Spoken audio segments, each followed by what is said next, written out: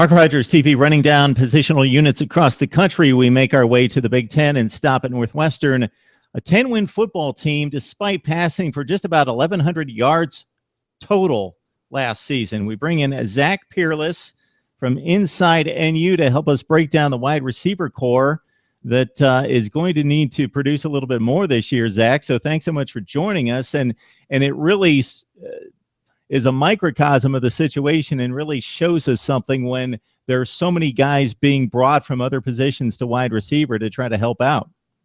Yeah, definitely Northwestern, the passing attack last year was next to non-existent.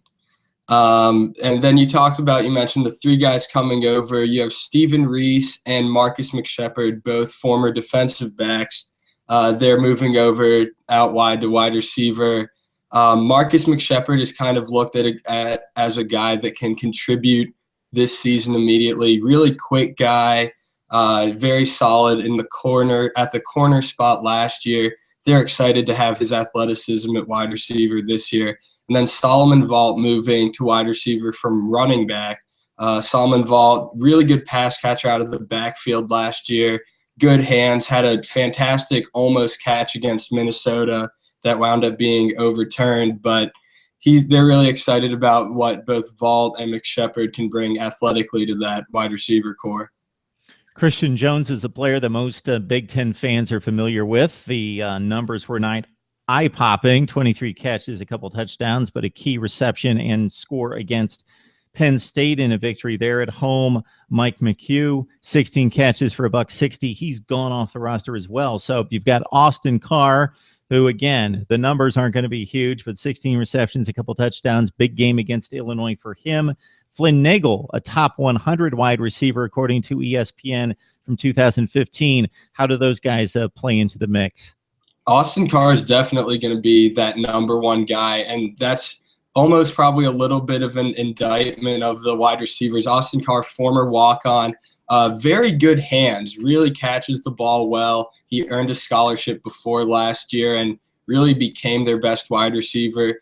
Good route runner, not a great athlete, but really a reliable guy that you can go to. He was really good on third down, and he's going to be their number one. That's probably the only thing we're sure about at the wide receiver spot.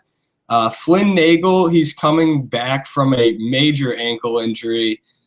He was one of just a very few true freshmen to play last year. Started to look like he was coming into his own, and then, of course, in that Minnesota game, just looked like an awkward landing, awkward tackle, and he really, really tough injury to his ankle. He hasn't gotten back to full strength yet. Hasn't been full strength this off season yet, but he's a guy that they're going to look to in the slot. He's a smaller guy, really quick. So as long as he can come back from that ankle injury, he should be looked to as a contributor as well.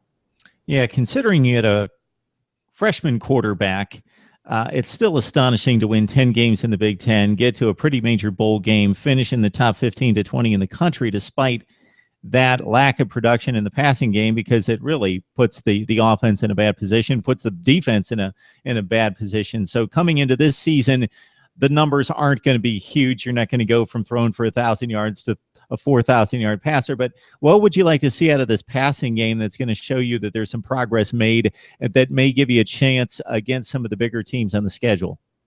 The biggest thing we're going to have to look for as Northwestern's coverage, as Northwestern's fans, as anybody that watches Northwestern, you have to see if the wide receivers can get any separation. Last year, a lot of blame went to Clayton Thorson, probably rightfully so, but a lot of times his wide receivers just weren't open downfield. Northwestern really struggled to win one-on-one matchups on the outside.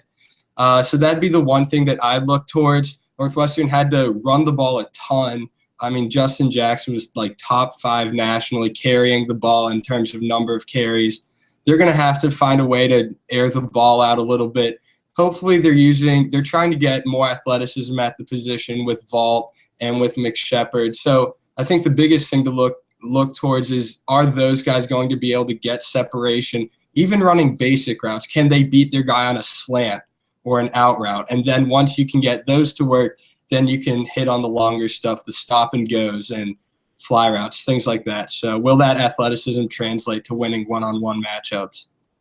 So while not competing well against the likes of Iowa, Michigan, and Tennessee, Northwestern still wins 10 games, gets to a nice bowl game, and if you can figure out the passing game, maybe continues to compete in the Big Ten. Zach Peerless joins us from inside NU to break down the wide receiver position at Northwestern. Thanks a lot, Zach. Thanks for having me.